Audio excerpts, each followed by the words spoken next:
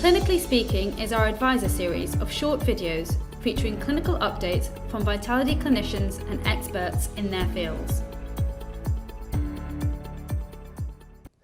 With access to care under pressure in the UK, encouraging your clients to get screened for cancer is one of the ways Vitality can help by ensuring early detection and treatment of cancers.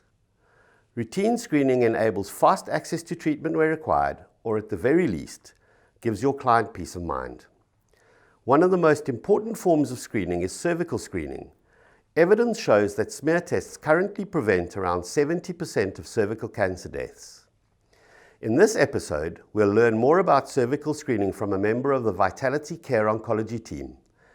And we'll hear firsthand from a Vitality colleague who's been diagnosed with cervical cancer. She will share how she's been supported along the way. Cervical screening is relatively straightforward. It's normally carried out by a nurse or a doctor, and it takes about 1 to 2 minutes, where they use a soft brush to swipe the cells from inside your cervix. It can be quite discomforting at the time, but that soon passes, and a couple of minutes of your life every 3 years is well worth it. To get access to screening, there's a couple of options. You can go through the national programme, where you'll be invited from the age of 25 every 3 years for a smear at your GP practice, or from the age of 50 to 65 every 5 years.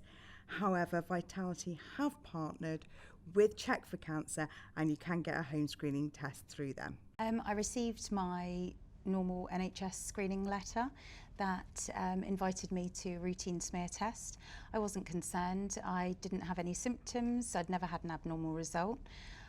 So receiving a letter saying that I did have abnormal cells and needed a colposcopy was out of the blue.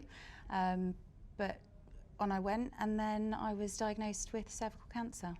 If you're a member of Vitality and you get diagnosed with cervical cancer, you'll be assigned a case manager who can support you throughout your cancer journey. I had Debbie as my case manager. She had in turn referred me over to a new partner of Vitality's called OncoHealth. They offer a customised programme to support you before, during and after your treatment. So I had my hour consultation with Adele the day before my surgery, and we discussed various different things. So I set a goal that I would like to achieve ultimately at the end of the programme, as well as weekly goals along the way. I then, after the sort of hour with her, I had my first catch up with her 10 days after the surgery. And I was really struggling with eating. So during the call, Adele had said, right, we'll get you into meet Lucy, who is a dietitian.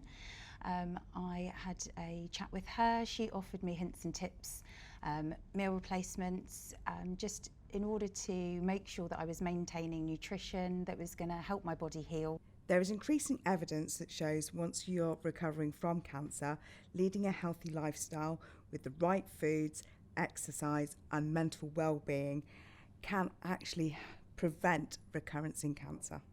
The link between HPV, which is human papillomavirus, and cancer is quite complex.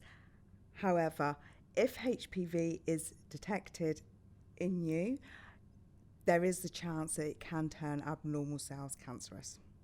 Finally, I want to ask you one piece of advice that you have for our audience, especially the women in the community. If you had one piece of advice, what would that be? Please get screened. It's, for me, the most important thing. I know it's not a nice thing to do. None of us like to go for a smear test, but for 2 minutes of your time, it's probably one of the most important tests. In my case, I had no symptoms. I'd never had an abnormal smear, and from that point to, within 3 years, diagnosed with cervical cancer. So, although unlikely, it can happen, and it's out there for a reason. And please just get screened.